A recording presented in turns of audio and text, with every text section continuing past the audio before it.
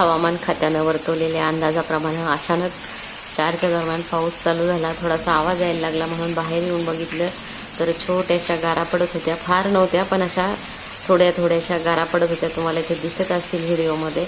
खरंच म्हणजे कसं असतं ना निसर्गाची किमया, की अचानक एक 10-15 मिनटात वातावरण तयार होतं आणि पावसाला सुरुवात झाली. अतिशय छान असा पाऊस पडत होता आणि त्यामुळं जो उकाडा होता तो उकाडा थोडासा कमी झालेला होता. झाडांवर जी धूळ बसलेली होती ती धूळही या पावसामुळे धुतली गेलेली होती.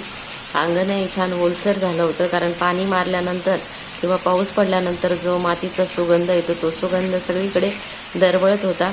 दरवाज्यात बसूनच मी हे व्हिडिओ घेत होते, कारण बाहेर पाऊस असल्यामुळं अतिशय छान आणि प्रसन्न वाटत होतं. कधी कधी काय असतं माहिती आहे का, एखादी छोटीशी गोष्टही मनाला खूप आनंद आणि दिलासा देऊन जाते.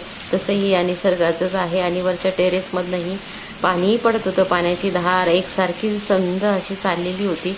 बघा ही झाडं किती स्वच्छ आणि म्हणजे स्वच्छ सुंदर दिसत आहे, धूळविरहित.